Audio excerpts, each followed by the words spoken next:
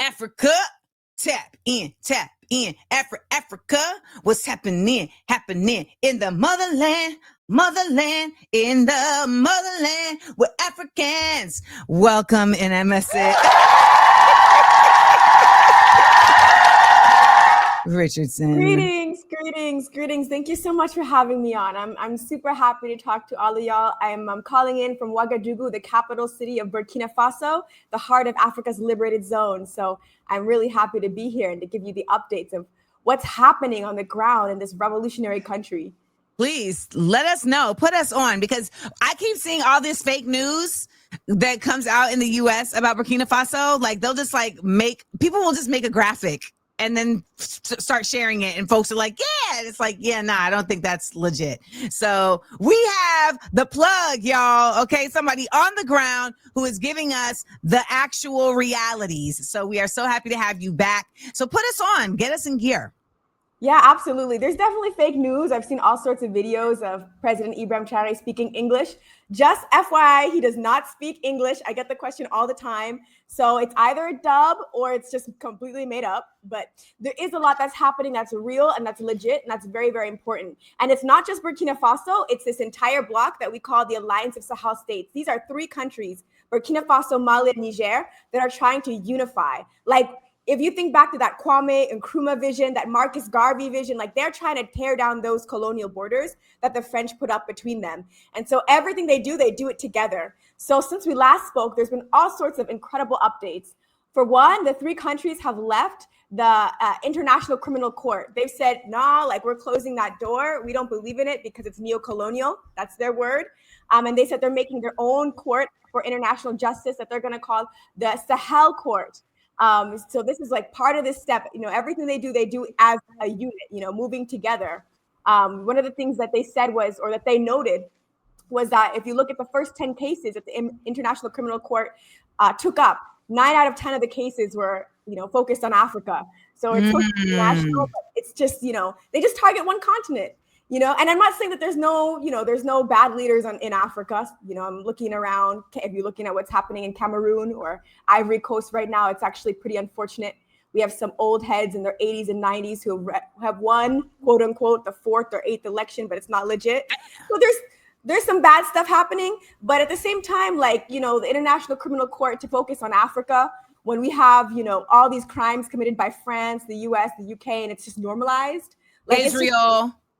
Israel, of course, it's just considered normalized. It's so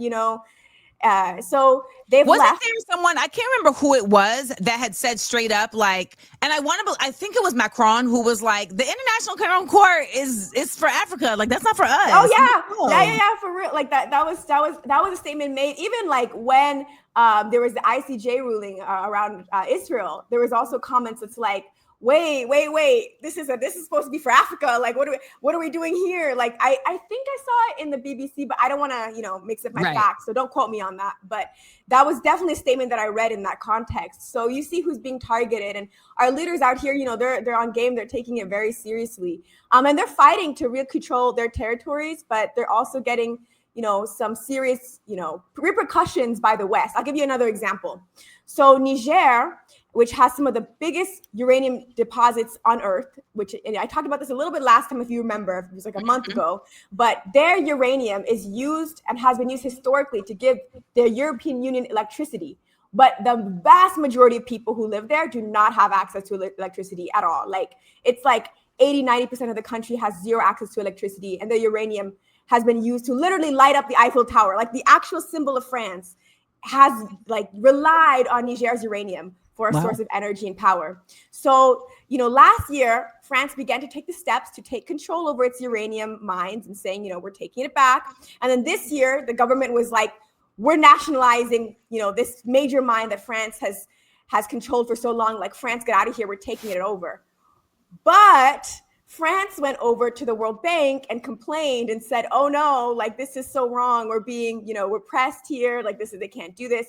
And so the World Bank currently is blocking Niger from exporting and selling the uranium that it took over from France. So this is a standoff that's happening. the World Bank basically has declared it, illegal for Niger right now to sell uranium internationally, saying that the World Bank is like intervening and saying like, no, it's like for France. So there's this right. So you just see like all these forces that are teaming up against these African countries that they've been exploited for like years and years and years. And finally we have like these good leaders who are like, no, absolutely not. Everything is for the people, by the people, why even sell resources if at the end of the day, the people here can't even use them? It's like, we see this in Africa all the time. I don't know if people are aware, Ghana, Ivory Coast, they export, cacao, which is used for chocolate, but so many people in the plantations there have never tasted chocolate. It's that kind of thing. It's the same dynamic. But, these leaders who are trying to change it up, we're seeing what's happening in terms of like these major international institutions coming to block them. So, it's this constant battle, but there's also some success happening. I'll give you another example, another story that was major in the last few weeks. And this one, has a happy ending, thank God. But there was this was, and I think it's almost kind of funny because you can see it's like a David and Goliath situation. So obviously we're seeing some of what's happening in the U.S. with some of Trump's like foreign policy decisions, his bans on certain countries coming to the U.S. Well, at the beginning of the month of October, he released a list. There was maybe like 6 or 7 countries, most of them in Africa. And he said that these African countries, in order for citizens to enter into the United States and to receive a visa, they need to put up a bond. And, it's somewhere between $5,000 to $15,000. Right. I did see this. Ridiculous. Yep. So Mali's was required to, basically Malian citizens, if they want to come to the U.S., they have to they were to have to give a bond or like pay up a bond of up to $10,000 to secure that visa. So Mali's government, which is led by President Assimi Goïta, major ally of Ibrahim Traoré, just so you know, if you know the name Ibrahim Traoré, you've got to know the other 2 names. You've got to. Well, we got him right here. So there you go. So Assimi Goïta, president of Mali, close friend of Ibrahim Traoré and Niger. Mali is on the far right, correct? Yes, absolutely. Yeah, the one with the green, yellow, red. Okay. So that's Mali. He basically retaliated and he said, you know what? So if a U.S. citizen wants a visa to come to Mali, then they're going to pay $10,000 in bond. Like, you hit us with that, we're hitting you right back. And so the U.S., which was supposed to enact that law for the Malian citizens on October 23rd, when October 23rd rolled around, the U.S. State Department listed the countries that had to pay the bond, and they just quietly took Mali off the list. And they're like, we're just gonna drop that, like we don't need to include them anymore. So you can see, when these African countries stand up for themselves, and especially like the fact that they have this power of 3, like they're this unit, it's like I really think it's like a David and Goliath type situation here, where it's like, okay, the U.S., at least in this case, this time around, was like, oh well, let us just quietly back away. It's so important to see in real time, right? Because I do believe that we are in like this very weird cycle. Like we're in like a deja vu. Like we're all experiencing like a 1960s deja vu. And like we saw in the 60s when Ghana and when the Congo and other nations in Africa really tried to do exactly what's happening right now, they were immediately squashed by the CIA, right? You saw Nkrumah have to be exiled. You saw, of course, Patrice Lumumba, who was assassinated. And I mean, later on, you saw Sankara, who was also assassinated. But this time around, I feel like they learned something different. Like, I feel like they were like, okay, we see what happened there. This time around, we can't be on the, like, I don't know if you agree with me on this, but I feel like in the past, like things would happen like behind closed doors. And now they're like, no, we have to be very loudly in alignment. Like, and that actually feels like a little bit more protection. Yeah, that's a good point, because a lot of the stuff that happened in the 60s, there were like these secret agreements. Like I know Kwame Nkrumah signed a secret agreement with Patrice Lumumba. And maybe that was like a form of protection to them. Like they thought about it like, oh, maybe we'd be targeted. But I think right now it really is strategic that they're putting it out there. So now, I mean, what it is right now, honestly, like here in Burkina Faso where I live, President Traoré is so beloved. He's so beloved that if the United States comes and does anything against him, or France, if they come and do anything against him, the people like this, you know, they're mobilized, they're ready. We have, you know, the volunteers for the defense of the homeland. We have, you know, all these citizen brigades that are out and like ready to mobilize in defense of President Traoré. At least in terms of the narrative war, the U.S. is not winning. Like this propaganda war in this context, they're failing because people just love President Traoré so much. So, you know, I think a big it's deal, helpful to be though. open. That's a big deal, though, because the propaganda war is what's allowed so much to go on for so long. Yeah, absolutely. Absolutely. And, you know, they're still trying. They're trying. I mean, even right now, they're, you know, like as in today and yesterday, the media has been at it really hard against Mali. You know, there's been some shortages in the like what do you call it in English, like the gasoline, you know, for the cars. Damn, you've been gone a while. She said, "What do you call it in English?" I don't have people around me to speak English with, you know, so it's like it's nice to be on the call because I'm like remembering certain words and like learning to That's speak funny. again. But no, for real, like there's been like a whole campaign, even just like today and yesterday in like the international, aka Western media, talking about how there's like gas and fuel shortages in Mali. And some of it is because there was like these basically like these terrorist organizations. We talked about this last month. So I want to call people to look back at that. But they attacked basically like the incoming trucks coming in, bringing in fuel.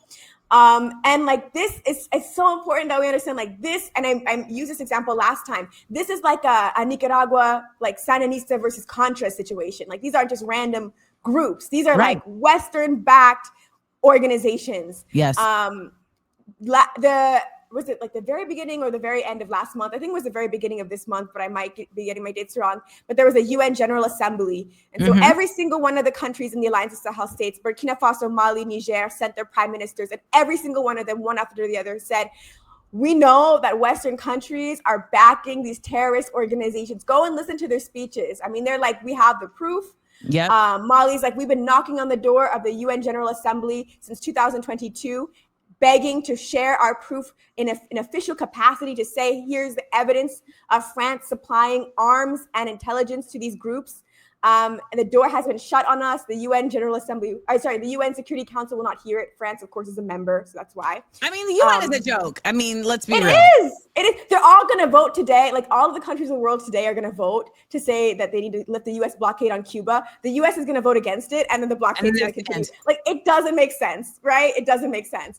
But anyways, yeah. But all these leaders in the Sahel have been saying like the West is backing these groups, and so you know when you read these headlines that are coming out like today and yesterday, like no fuel in Mali, it's because these Western-backed groups were basically told to go and target the oil and to like destroy the trucks that are carrying it in. So they're trying really hard to destabilize this revolutionary process. Mali, just like Burkina Faso and Niger, has been coming for its mineral resources. Mali has been coming for gold mines. You know, that's made the Western companies very upset. They've like seized the assets of some of these companies and shut down their operations and said, like, we can't just be allowing you to fly off with our gold. Like, our people are not getting anything out of this. We need to control our gold. Like, you can't just operate this way. And so that's basically, you know, that's been basically the tactic to punish Mali for what they're doing in terms of defending their sovereignty. So it's a process, but we're happy doing military training with their citizens.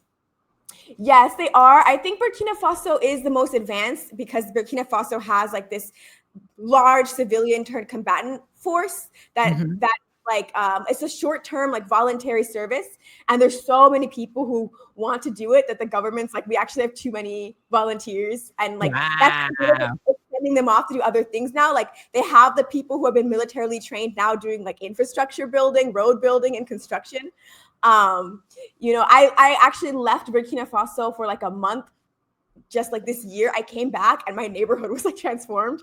Like, oh my gosh, like literally in a month, they built all these new roads. They like, we have like these this beautiful, like the roundabout areas have like these beautiful fences and like this beautiful like African art and stuff. Like just right. And like they did this so quickly. I mean, everywhere you go in Ouagadougou right now, you just see construction. It's like they're just building and building and building. And I know the rest of the country is like this too.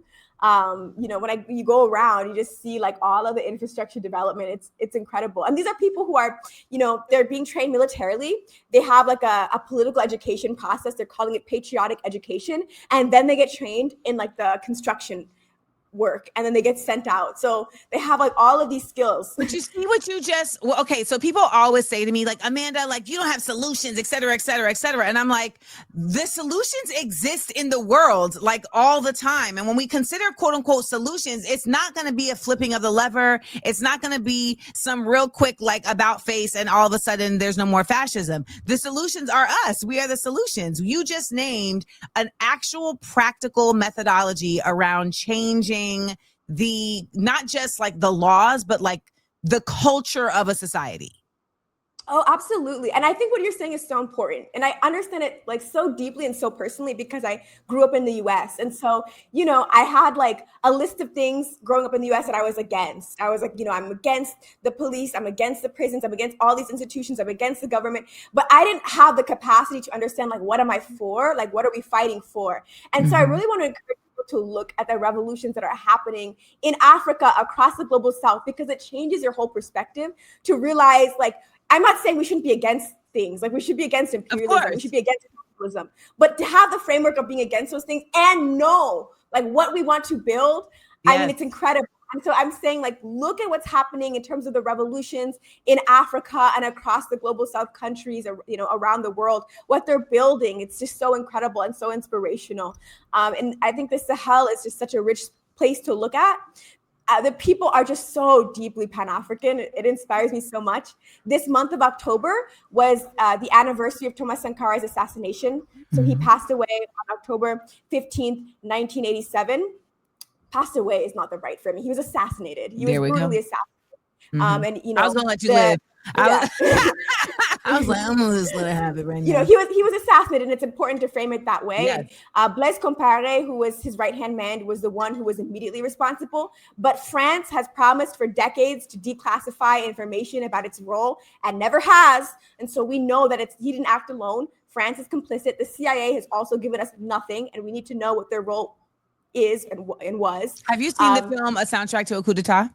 I was going to bring this up earlier, actually, when you talked about the 60s. Yes, it's a great film. Yes. I mean, they do a really good job of also just bringing in the surreptitious ways that the United States uses to cover. So for those who haven't seen this film, it's a documentary that talks about how jazz actually, like they use jazz as a backdrop for how the CIA worked with France to undermine the independence of the Congo, right?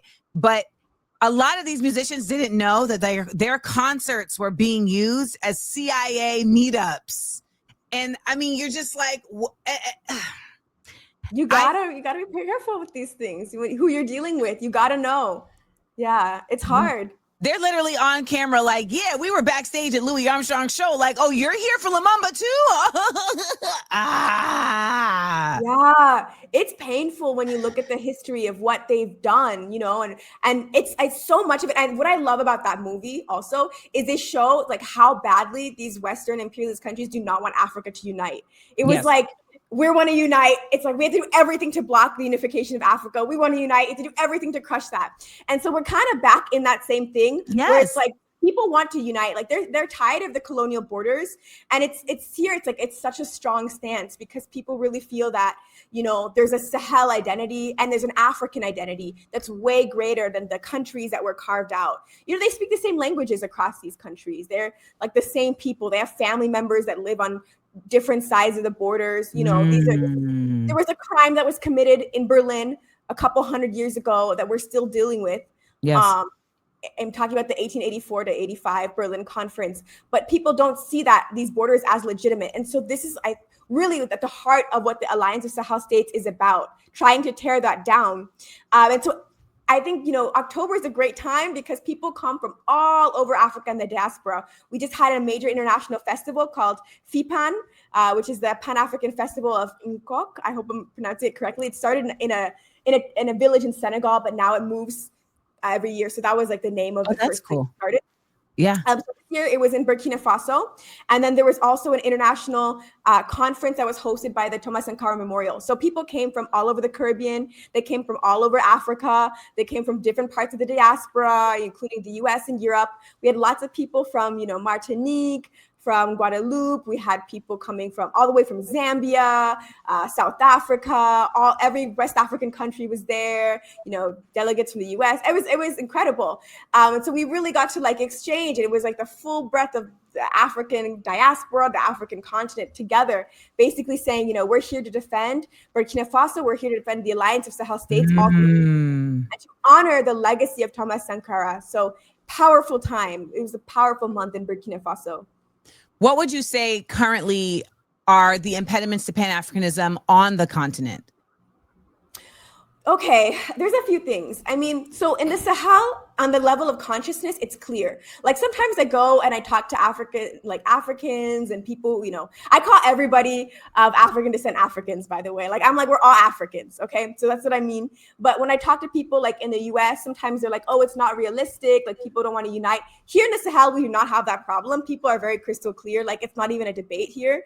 But unfortunately, there's other countries, and I mentioned two earlier, that are strongholds of these neo-colonial forces. So Ivory Coast, which is just to the south of Burkina Faso, as I mentioned, they just had a quote unquote election of Alassane Ouattara, an 83-year-old man, staunch French ally, somebody who, as far as some news reporting has suggested, is signing or in the works of signing a deal with AFRICOM, the U.S. military force, to build a drone base in the north of the country, right near Mali and Burkina Faso. And, we're supposed to believe he won. The whole country's in protest right now. There's countries in flames because people are, in Ivory Coast? You see, you see, you guys, this is why we have the Africa Tap In, because there's revolutions and resistance happening that we don't even know about. Yeah. And in the same time, and it's crazy, the span of this was all this week, basically. The same week, Cameroon, same thing. Cameroon has the world's oldest head of state. I believe he's 92 years old. He just allegedly won his 8th term. We're supposed to believe that. The country's also on fire. I mean, it's there's been a brutal repression of opposition forces. And so it's hard because we have this liberated zone, the Alliance of Sahel States, and there's just this pocket of resistance. But then we have these countries that are staunchly just how the neo-colonizers have their claws on them, and it's just been a long struggle to get, any sort of wiggle room to get out of that. People are waking up. They've had it, with these leaders, but I think it will be a process for some of these countries to have leadership that is really revolutionary and Pan-African, like we see in the Sahel. And so that's a roadblock. Yeah, for sure. And there's another thing I want to say, and it's really important. We have to be organized as a people. Wherever we are, we have to be organized as a people. And so, if you're listening to this, regardless of where you live, if it's the US, if it's Canada, if it's on the continent, if it's in the Caribbean, if it's in Europe, I really want to encourage people to tap in with some organization. It can be any organization in their local community or an international organization, something that really has that objective of African liberation worldwide. Because, sometimes we think about it it's just the leaders fall from the sky and then they'll just swoop in and take care of us. That's not really how it works. We build things from the bottom up. That's actually how it happened here. We think that Traoré just came to power. It was a coup and, he's here now. That's actually not what happened. It started actually with the grassroots level first. It was years and years and years in the making of a grassroots struggle against French imperialism in Mali and then in Burkina and then in Niger. And that made and produced the possibility of having these three leaders come and take power. So please organize, join something, tap into something. When I tell you, I tell people that and they're like, that's not a solution. And I'm like, that is literally the solution, particularly in a propagandized country where we have 100% been the victims of psychological warfare to prevent that from us. We don't have empathy for each other. We don't have empathy for ourselves. We don't have knowledge of self. I mean, I know that may sound cheesy, but we really don't. And those things, when you are actually, when those things are awakened, you start getting activated to say, wait, I want to live different. Who's preventing me from living the way I want to live? It's them. Everybody, let's go. Like, that's how it happens. And I'm trying to show folks different insights into that. And so I'm so happy to have you here with us, because what you named earlier about the 3 different like pockets where they're training people, right? They're getting political education, they're getting like practical, like trade education, and then they're getting the ability to apply it, right? So then you get confidence. And that's the other thing that people don't have here. This is the most insecure. I mean, listen, because I say this as someone who has dated Americans. The most insecure population of humans is in this country. I dare somebody argue me down. Argue me down. We don't have confidence. We have arrogance, and arrogance is empty. But the confidence that you're talking about around the people of the Sahel, to me, what you're describing is people who are built on foundation, right? Like they're building, the people themselves, the culture, the society is being built on foundation. And so in a nation that is a narcissist country that is completely built on lies, we have to tell the truth. You know, like at this point, honestly, in a message, like truth is my religion.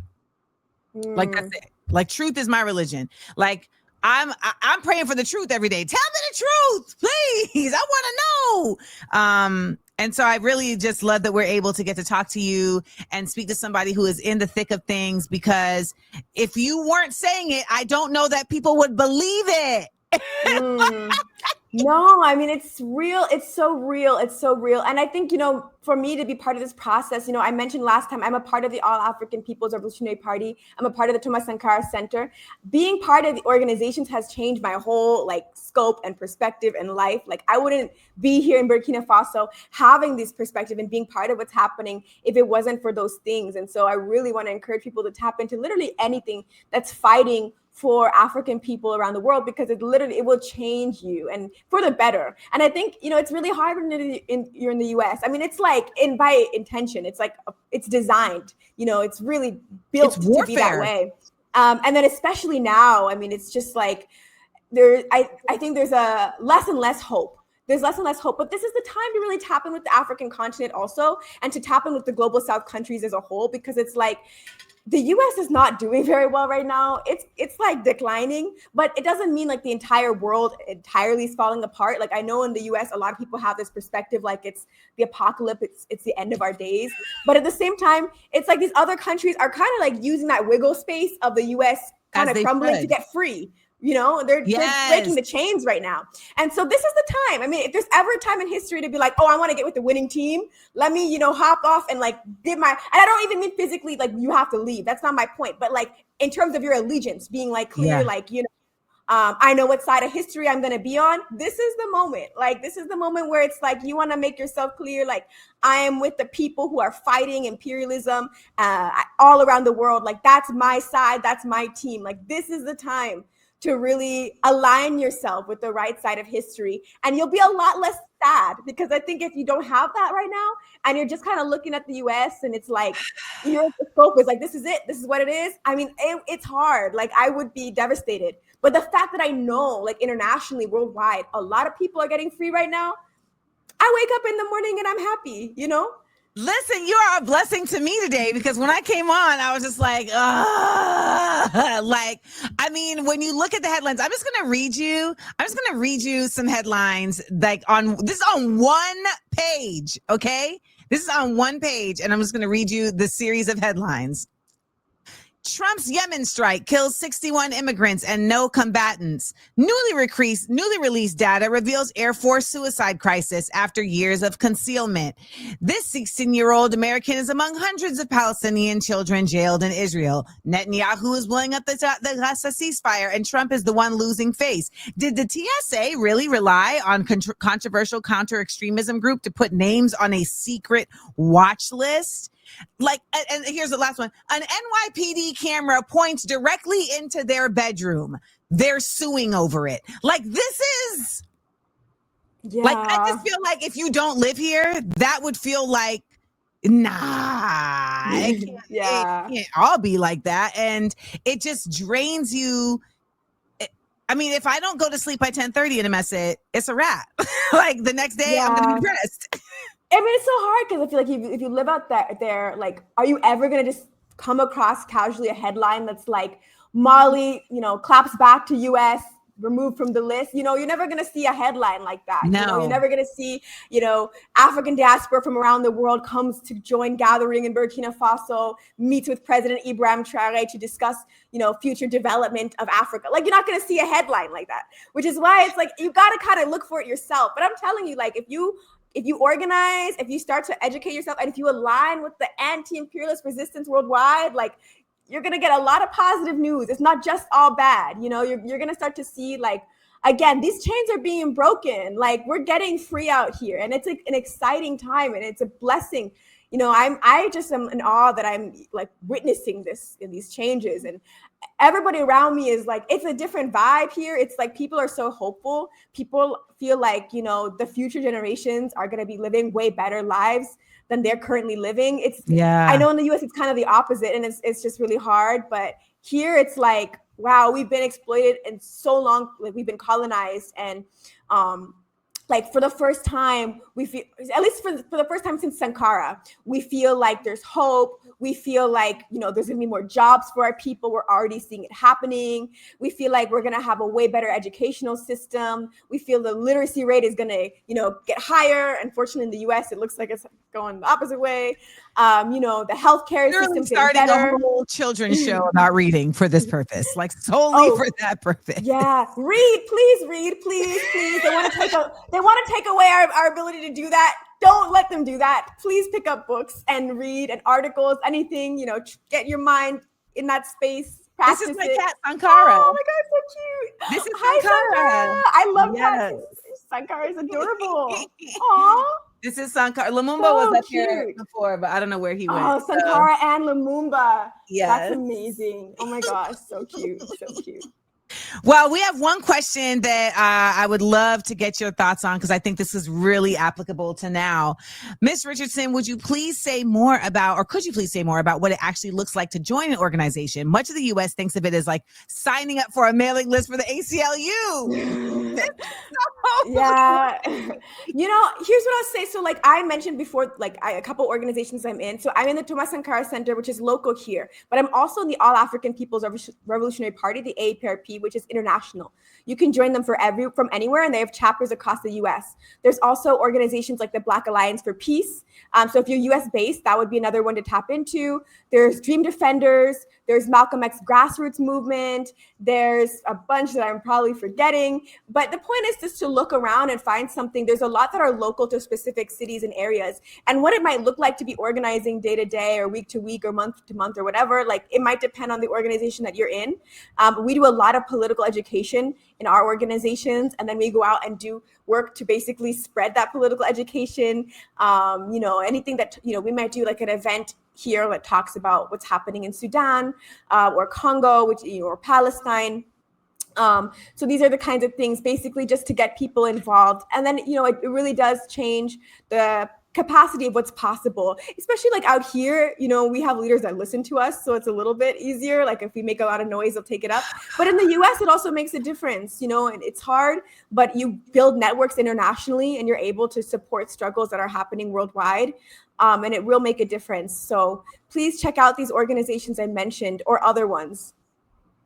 I don't think you understand how you changed a whole 435 people's space today. Oh my gosh, I'm so glad. No, for real. Because this, it's also fall, so it's like gloomy, you know what I mean, over here. Like, so there's definitely like and they do such a great job of keeping you in chaos, right? Of just saying like every day there's just some new level of nonsense that you're like, how is this even possible? And it really does begin to wear on you, and then you have to like shore up your energies, so that's what we do here at Views from Inland. That's what I do on my Patreon. That's what I do when I come into these live spaces. I try to speak into folks to remind us, like, No, tap into that little reserve back there, that ancestral reserve, and what you're telling us is really encouraging. So thank you so much, Inem, You're and we are welcome. so Thank you. happy to be able to connect with you and to get this eyewitness accounts, y'all. Okay, this ain't the BBC. Yes. And I'll just say, like, if you're interested in like learning more, the work that we do in Burkina Faso, we're on Instagram. It's called Burkina Books. So check that out, Burkina Books on Instagram. We share as much as we can about what's happening, with the people on the ground in Burkina, with our leaderships here, and ways to support as well. If you're interested in, supporting the Alliance of Sahel States, we bring in revolutionary and Pan-African books out here to build libraries. So please check out Burkina Books. And if you're having a bad day, just, remember, at least we have the Alliance of Sahel States. At least we have Ibrahim Traoré. At least we have Assimi Goïta. At least we have Abdourahmane Chani. And then, put a smile on your face, hopefully, and let that be what gets you through to the end of the day, because it's what gets me through to the end of the day. Okay, this cat is trying to not let me get to the end of the show. Hold on. Oh my God. Sankara! This one's dedicated to you. Well, thank you again. You guys go to Burkina Books and, keep doing what you're doing, and we will continue to support. Thank you. Thank you so much. I appreciate being on. Bye. Amanda.